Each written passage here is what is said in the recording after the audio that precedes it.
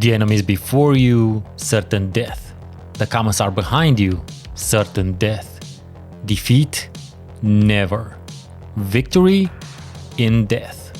The Astra Militarum DLC has finally graced Battlesector, and after having previously covered the base game and all of its DLCs, I can give you the best contextual analysis possible for this newest faction available. The Astra Militarum Regiment present in Battlesector is the Cadia Regiment, quite possibly the best known and definitely what one tends to see as a representation of the Astra Militarum. So for those of us like myself who are hoping to get maybe a sprinkling of Catachan and Krieg in there, alas. But that's not a complaint really, I've been hoping for this DLC since the release of the base game. As such, your basic bread and butter unit will be the Cadian shock troops, and they're weak. They're really weak. They're super squishy. They also don't do a lot of damage, and even their bayonet wielding alternative isn't anything special. Though it is cool to see a bunch of average humans stab a demon prince. Give them the bayonet!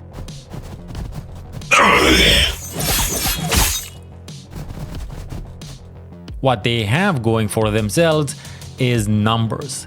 For each one of us that falls, 10 more will take our place. At only 35 points per unit, you'll be featuring numerous expendable meat-grinding numbers of them in your army makeup. Thanks to this expendableness, you also won't be really annoyed when veteran units die, because 1, 2 or 3 shock troop units won't really make a difference, including veterans. However, 5, 6 or 7 and you'll be gaining a pretty good mop-up system. Meaning you can use them to finish off enemies after you've softened them up with your tanks and more elite units. The backbone of your Astra Militarum army has to be made out of tanks. Regardless of the type or loadout, all the tank units feel beefy. They feel tanky, for the lack of a better word. They can absorb a lot of damage and are also more than capable of distributing a fair bit of it. The Chimera will be your army's mechanized workhorse. It deals a decent amount of damage and can take a fair bit of it as well, but more importantly, it can carry one infantry unit along with it, basically allowing you to deploy it deeper within enemy lines, which you can use as either a damage sponge decoy or to finish off enemies. My personal favorite is to load it up with shock troops that can lob a grenade at a target. It's kinda like getting a bonus secret extra attack. This is the first Battlesector faction where I really enjoyed using the armored vehicles. Except for the Basilisk. I wasn't very satisfied by its super long range and high army point cost. However, it may behave differently when fighting against humans, seeing as how many humans tend to understand the benefits of keeping things at range. I am a bit disappointed in the Commissar though. Considering how prominent the position is in the lore and honestly how cool the miniatures are, was disappointed in the general look of the unit, which, you know, is a very subjective thing, I'll give you that. But for whatever reason, I was hoping they would have a Russian accent, or something Eastern European like my own, but a French one would have been dope as well. Though I do understand why they went with the British ones, seeing as how Warhammer is a British creation. Flee, or be cut down where you stand. What is lore specific are the effects the Commissar and the Castellan have on the troops around them. Extra lore spicy is the Commissar execute ability, which will execute the lowest HP model in a unit to increase that unit's momentum for 2 turns. The death of this coward will temper your faith. The other issue with both the Commissar and the Castellan is that they tend to be targeted by the enemy, and due to their, human squishiness, even if they can take a fair bit of punishment, they will get wiped fairly fast unless you protect them by surrounding them with shock troops and tanks, which in turn will enhance the performance of those units. So I'm thinking that's how you're supposed to actually play the faction. Between the shock troops and the tanks, you get a decent number of great in-between units. The caster can tend to be a bit better than the shock troops. The orc-like Ogren are really useful thanks to their innate melee capabilities and their tanky nature. The armored sentinel is a bit vulnerable, but they are super useful when used against smaller units. And possibly the dopest of these in-between units has to be the Heavy Weapon Squad. Heavy weapons. It comes in 3 flavors and is one of those units in the game whose attack animations look like they really pack a punch.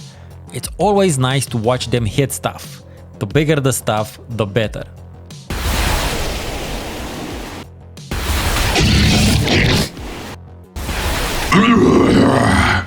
Their setup ability will consume all of their remaining movement points for that turn in order to increase their accuracy and range stability, which can stack up to 6 times.